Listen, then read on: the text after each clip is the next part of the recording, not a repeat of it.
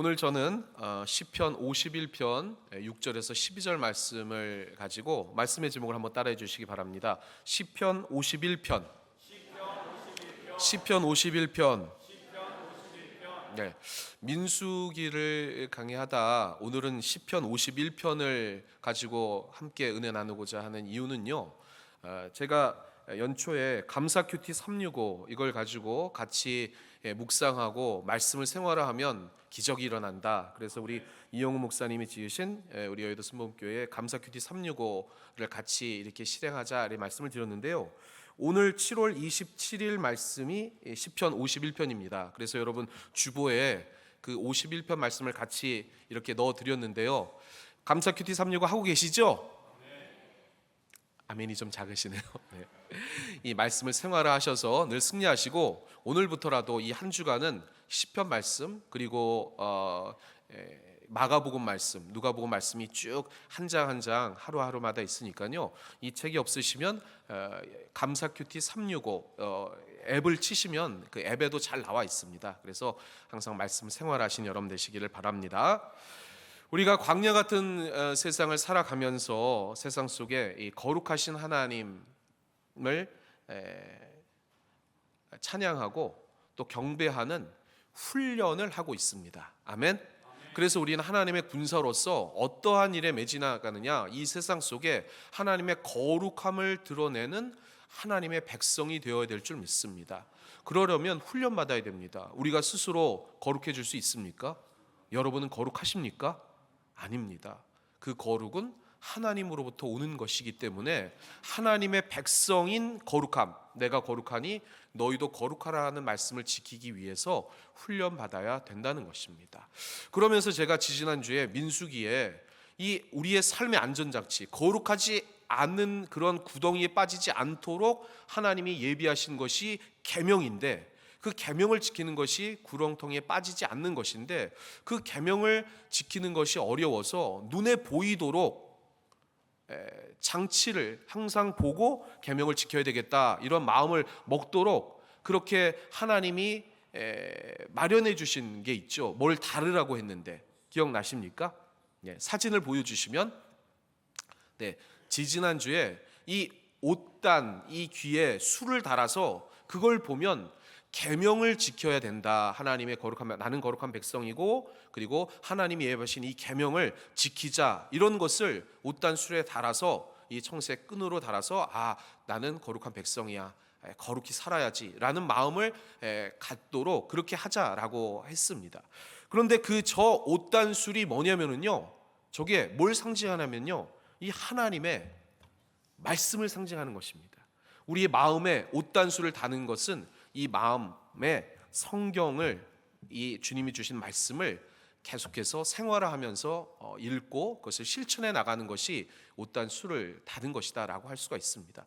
그렇기 때문에 이 감사 큐티 365 오늘 말씀을 잘 생각하시면서 나눠드린 프린트물을 보시고 또 계속해서 하루하루 말씀 생활하신 여러분 되시길 바랍니다. 자, 그러면 오늘은 어떤 말씀이냐? 우리가 하나님의 계명을 지켜야 거룩한 백성이 되는데 그러지 못합니다. 왜냐하면 이 세상의 죄의 유혹에 우리가 연약하기 때문에 빠진다는 것입니다. 그러면 죄가 있으면 거룩하신 하나님과 이 거룩한 성도로서 만나야 되는데 거룩하지 않으니까 하나님과 멀어질 수밖에 없다는 것입니다. 그러면 어떻게 해야 되느냐? 그게 뭐냐면 오늘 이 시편 51편 말씀이라는 것입니다. 그래서 한번 따라해 주시기 바랍니다. 죄의 자각과 고백. 죄의 자각과 고백.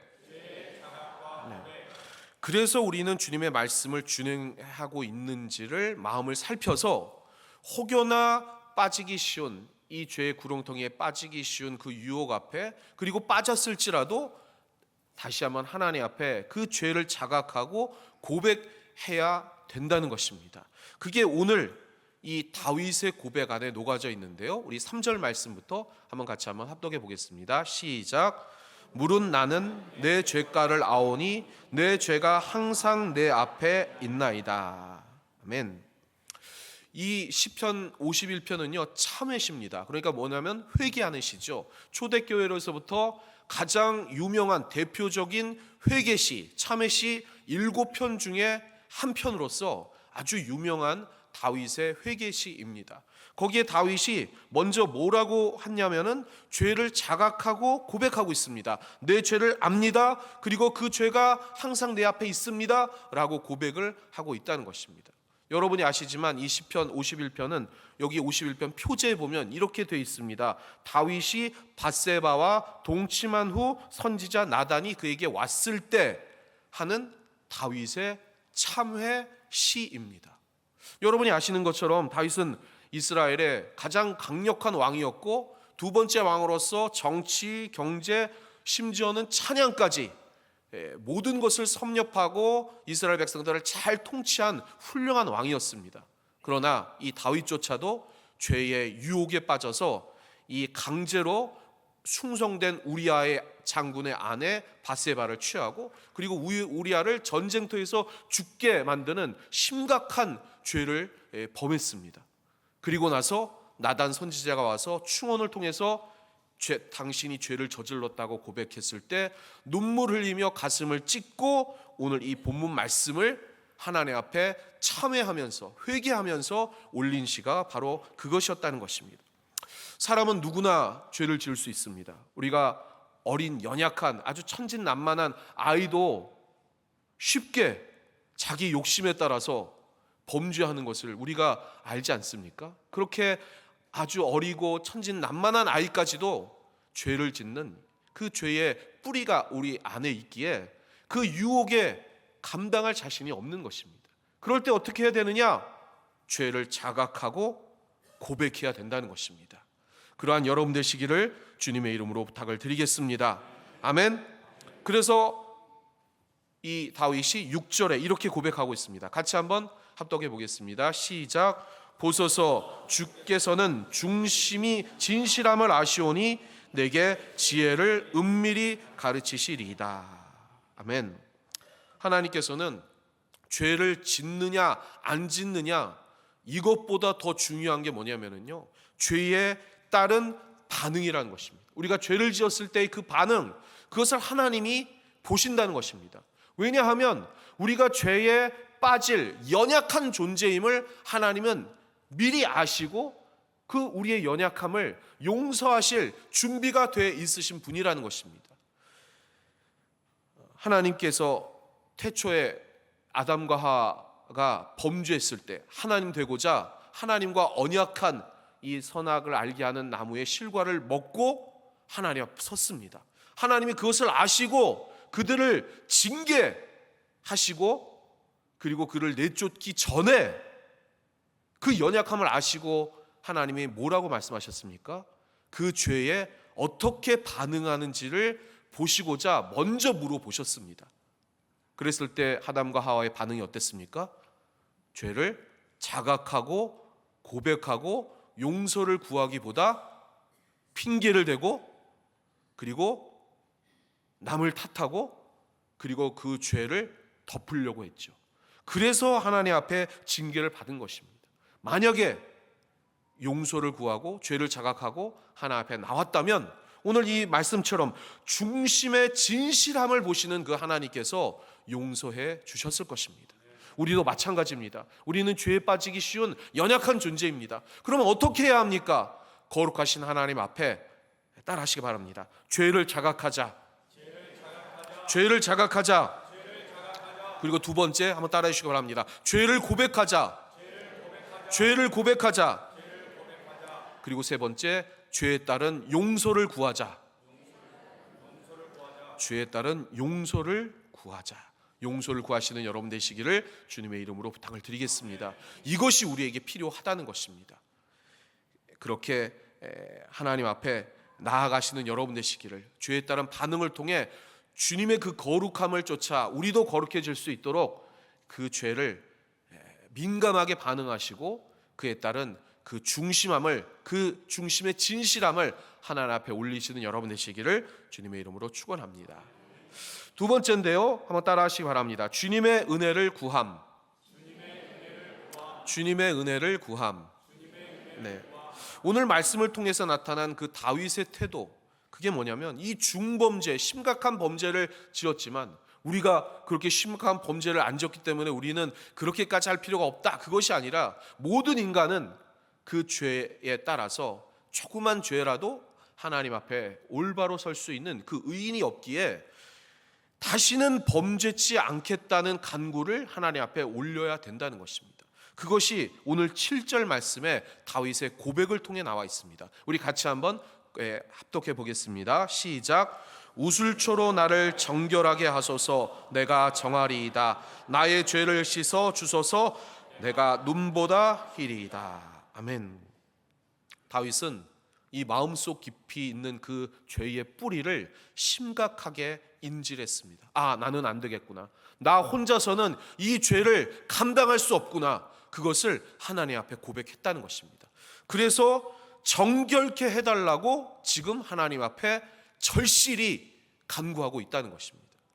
여기에 나오는 우술초가요, 우리 그림을 보시면, 화면을 보시면 우술초 이렇게 생겼습니다. 그런데 성경에 보면은 레위기 이 말씀에도 14장에 나와 있는데요, 이 우술초로 뭐를 하느냐, 뭐 새의 피라든지 이 피를 찍어서 그 부정한 그런 질병이나 아니면 전염병, 아주 악독한 질병에 빠진 사람을 정결케 하는 의식으로 그것을 이 우술초를 가지고 뿌렸다는 것입니다.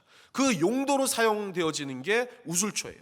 그리고 이 시체, 하나님 앞에 거룩하기 때문에 부정한 그러한 시체를 만졌을 때 다시 이 우술초를 가지고 정결 의식을 통해서 깨끗하게, 나는 이제 이 부정한 손이 아니라 부정한 육체가 아니라 깨끗해졌다라는 것을 고백하는 의식으로 사용되어졌던 게 이 우술초라는 것입니다. 그러니 다윗이 오늘 이 우술초로 나를 정결케 해 주옵소서. 이제 내가 다시 눈보다 내 마음이 희어졌습니다. 이렇게 고백한다는 것은 무엇을 의미하냐면 내 마음속 이 악독한 그 질병에 빠진 나, 그리고 시체를 만진 나의 부정함 우술초로 씻어주셔서 다시 새롭게 희어지는 줄 믿습니다. 그러니 나는 다시는 결단코 이 죄를 짓지 않겠습니다 라는 그러한 결단이라는 것입니다. 다윗은 이 결단을 통해서 다시는 범죄치 아니하고 하나님 앞에 진실이 설 수 있었다는 것입니다. 여러분, 우리는 연약하기 때문에 죄를 짓습니다. 그렇죠? 죄를 짓죠? 그런데 그 죄를 다시는 짓지 않겠다 결단하십니까?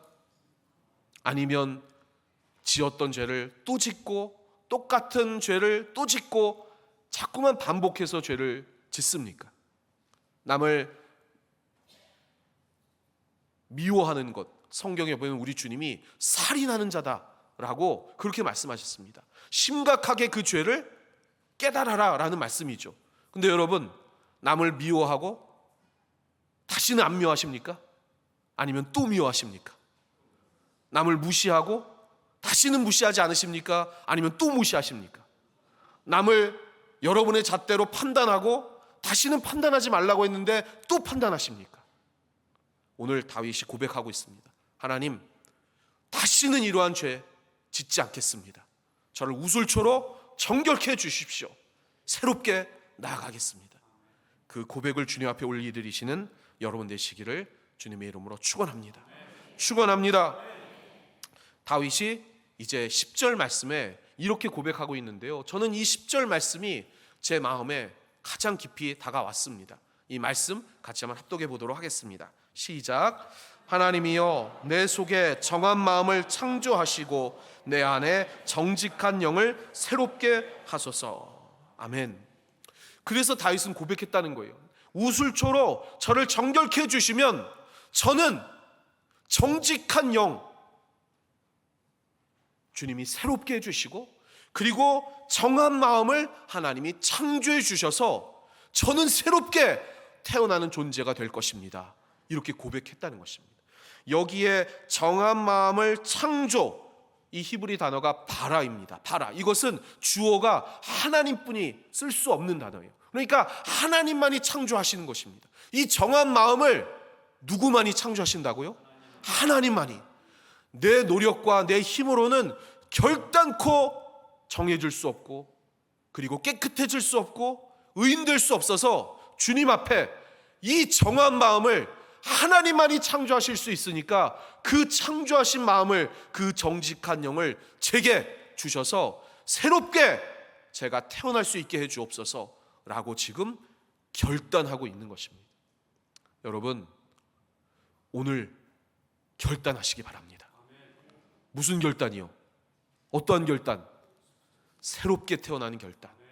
다시는 범죄치 아니하고 성결한 심령으로 거룩한 하나님과 연합하고 교제하겠다는 그 결단, 그 결심, 그 간절함, 그것을 가지고 주님을 찬양하는 여러분 되시기를 주님의 이름으로 축원합니다. 축원합니다. 그래서 한번 이렇게 한번 따라해 주시기 바랍니다. 성령님의 능력으로 정결케 하시고 예수님의 마음으로 살게 해 주옵소서. 오늘 그렇게 말씀 받으신 후에 이따 결단의 기도에 그렇게 주님 앞에 기도하시기 바랍니다. 반드시 주님께서 여러분을 그 죄에 따른 반응과 태도 그리고 그 결심을 보시고 여러분을 귀중히 사용하시고 앞으로 새롭게 태어나서 하나님과 동행하는 사람으로 써주실 줄 믿습니다. 그래서 다윗은 이렇게 고백합니다. 12절 말씀 같이 한번 합독해 보겠습니다. 시작. 주의 구원의 즐거움을 내게 회복시켜 주시고 자원하는 심령을 주사 나를 붙드소서. 아멘. 그래서 지금 이 괴로운 마음이 아니라 예전에 하나님과 연합했었던 그 구원의 즐거움, 하나님과 교제했었던 그 아름다움을 내 마음에 회복시켜 달라고 그렇게 기도하고 있다는 것입니다. 사랑하는 성도 여러분, 솔직히 제가 한번 질문을 드려보겠습니다. 여러분, 오늘 이 전에 나오실 때 구원의 감격을 통해 즐거움 가지고 나오신 분 있으시면 한번 마음속으로 한번 손을 들어주시기 바랍니다. 마음속으로 한번 손을 들어주시기 바랍니다. 아무도 안 봐요. 근데 그러한 마음 가지고 나오셨습니까? 진짜 나오셨어요? 저보다 나으시네요.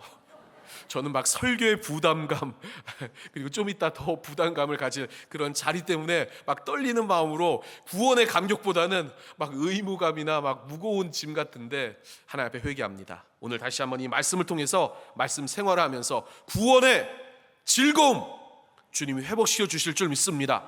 우리 장로님 구원의 즐거움 회복해 주실 줄 믿습니다. 주님이 우리 권사님, 우리 안수 집사님 주님께서 구원의 즐거움 회복시켜 주실 줄 믿습니다. 우리 집사님과 우리 성도님 오늘 주님께서 이 예배 자리를 통해서 구원의 즐거움 회복시켜 주실 줄 믿습니다. 그게 승리하는 삶이고 그게 정말 행복한 삶 아니겠습니까? 주님이 구원해 주셨는데 그 즐거움을 잃어버린 채 염려하고 걱정하고 근심하는 것 너무나도 우리 주님이 아파하실 것 같습니다. 오늘 다시 한번 이 주님의 말씀을 힘입고 다시 한번 구원의 즐거움을 회복하시는 여러분 되시기를 주님의 이름으로 축원합니다. 축원합니다. 그래서 마지막 이게 결론이에요. 다윗의 결론이자 오늘 말씀의 결론입니다. 한번 따라해 주시기 바랍니다. 하나님이 받으시는 제사. 하나님이 받으시는 제사. 오늘 여러분과 저는 지금 하나님 앞에 거룩하신 하나님 앞에 우리를 창조하시고 온 우주 만물을 창조하시며 질서 있게 움직이시는 그 창조주 하나님 앞에 산 제사를 드리고 있습니다. 아멘. 그런데 오늘 제사 드리는 우리에게 빠진 한 가지가 있다는 것입니다. 그게 오늘 핵심입니다. 그게 다윗이 오늘 주장하고 싶은 말씀입니다. 그래서 오늘 제일 중요한 말씀 17절 말씀 우리 같이 한번 합독해 보겠습니다. 시작. 하나님께서 구하시는 제사는 상한 심령이라 하나님이여 상하고 통회하는 마음을 주께서 멸시하지 아니하시리이다. 아멘. 하나님이 간절히 구하시는 제사가 뭐라고요? 다시 한번. 하나님이 간절히 받으시고 원하시는 제사가 뭐라고요?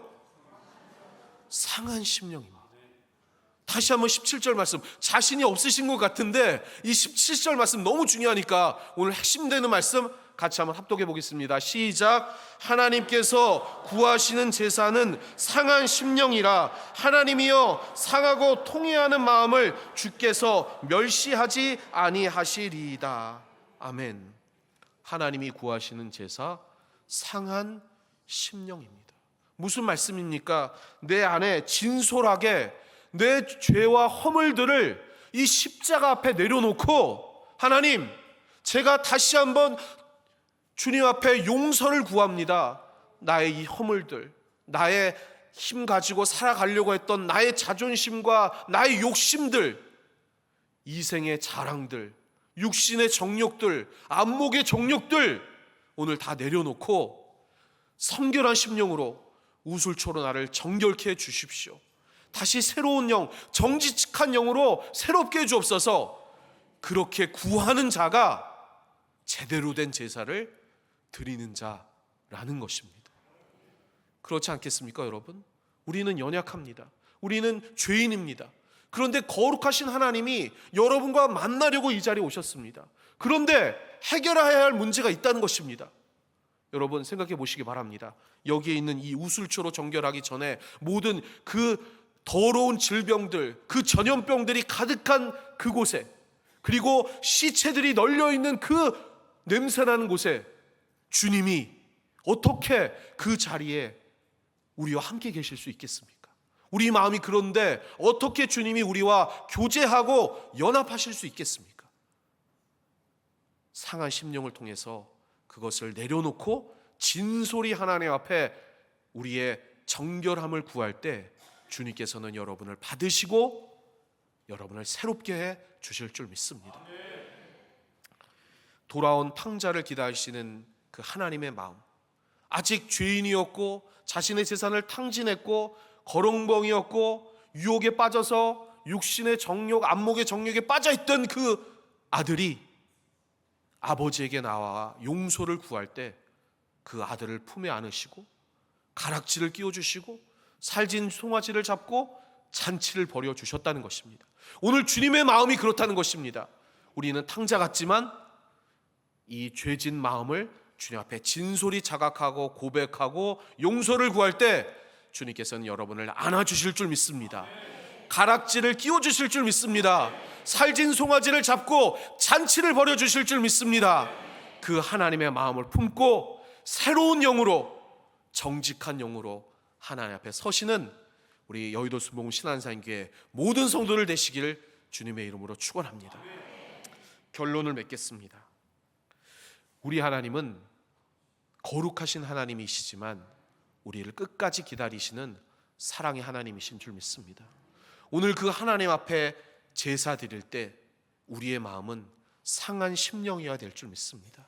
그 한 가지 가지고 주님 앞에 진솔이 나올 때 주님은 여러분을 용서해 주시고 품에 안아 주시고 이 세상 속에 그 거룩의 훈련을 통해 가나안의 예비된 축복을 여러분에게 허락해 주실 줄 믿습니다.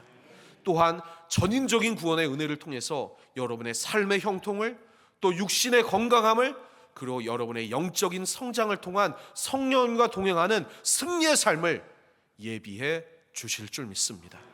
그렇게 승리하시는 여러분 되시기를 주님의 이름으로 축원합니다. 축원합니다.